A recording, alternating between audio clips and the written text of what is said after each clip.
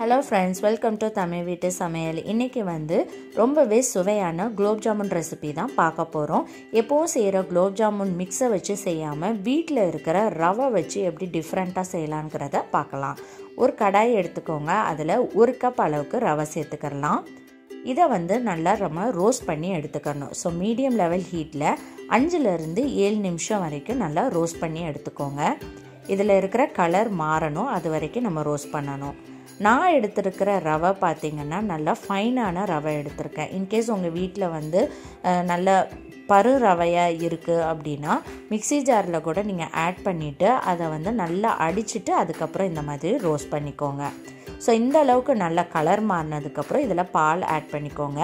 நான் 1.5 கப் அளவுக்கு பால் சேர்க்குறேன். அதாவது 1 கப் ரவைனா 1.5 கப் பால் சேர்த்துக்கோங்க. இப்போ இதை நல்லா நம்ம மிக்ஸ் பண்ணிக்கலாம். பால் நீங்கள் ஆட் பண்ணதுமே அந்த பாலை ஃபுல்லாக கம்ப்ளீட்டாக அந்த ரவை அப்சர்வ் பண்ணிக்கும். ஸோ இந்த டைமில் 1 டேபிள் ஸ்பூன் அளவுக்கு நெய் சேர்த்துக்கோங்க. நெய் சேர்த்துட்டு நல்லா மிக்ஸ் பண்ணி விட்டுருங்க. இப்போ கேஸ் ஆஃப் பண்ணிவிட்டு ஆற வச்சிடலாம். ரொம்ப கம்ப்ளீட்டாக ஆறிடக்கூடாது, கை பொறுக்கிற அளவுக்கு சூடு இருக்கணும். அதுக்கப்புறம் நல்லா கை வச்சு நல்லா அழுத்தம் கொடுத்து இந்த மாதிரி பிசைஞ்சு விட்டுருங்க. பார்க்குறதுக்கு சப்பாத்தி மாவு பதம் இருக்கணும். ஸோ இந்த மாதிரி நல்லா பிசைஞ்சு வச்சுருங்க. இப்போ இதை நம்ம ஷேப் போட்டு எடுத்து வச்சுக்கலாம். அதுக்கு ஒரு சப்பாத்தி கல், அப்புறம் சப்பாத்தி உருட்டுற கட்டை இதிலெல்லாம் எண்ணெய் தடவிக்கோங்க. அப்போ தான் ஒட்டாமல் உங்களுக்கு நீட்டாக வரும். இப்போ கொஞ்சமாக மாவு எடுத்துட்டு இந்த மாதிரி திக்காக தேய்ச்சி எடுத்துக்கோங்க. ஏதாச்சும் ஒரு கட்டர் வச்சுருக்கீங்கன்னா அதை வச்சு கட் பண்ணிக்கோங்க. ஸோ இதோட திக்னஸ் பார்த்தீங்கன்னா 1/2 சென்டிமீட்டர் அளவுக்காவது இருக்கணும். ஸோ இந்த மாதிரி எல்லா மாவையும் ரெடி பண்ணி வச்சுக்கோங்க.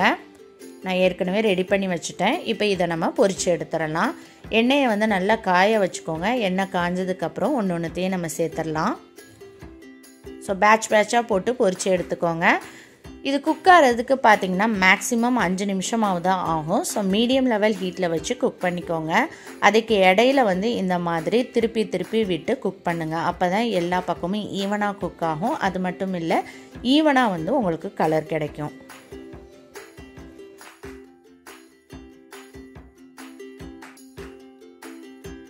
இந்த அளவுக்கு நல்லா ப்ரௌன் ஆனதுக்கப்புறம் இதை தனியாக நம்ம எடுத்து வச்சிடலாம். இதே போல் எல்லாத்தையும் போட்டு பொரித்து எடுத்துக்கோங்க.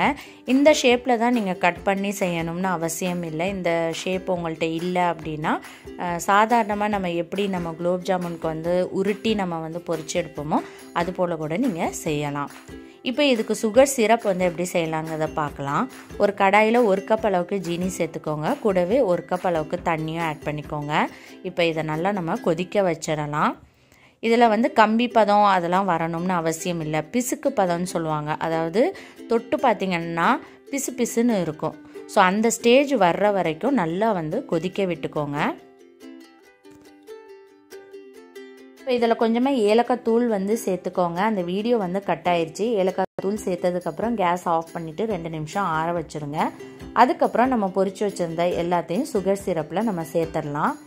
சேர்த்துட்டு ஒரு 1 மணி நேரமாவது நல்லா அந்த சுகர் சிரப்பில் ஊற வைங்க.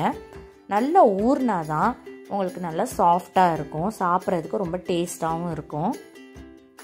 ஸோ கண்டிப்பாக ட்ரை பண்ணி பாருங்கள். ரொம்ப சூப்பரான ஒரு ரெசிபி.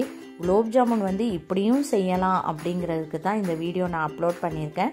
கண்டிப்பாக ரொம்ப டேஸ்ட்டாக இருக்கும். செஞ்சு பாருங்கள். செஞ்சு பார்த்துட்டு எப்படி இருந்துச்சுன்னு மறக்காமல் ஃபீட்பேக் சொல்லுங்கள். இந்த வீடியோ பிடிச்சிருந்துச்சுன்னா லைக் பண்ணுங்கள், ஷேர் பண்ணுங்கள், மறக்காமல் சப்ஸ்கிரைப் பண்ணுங்கள். தேங்க்யூ.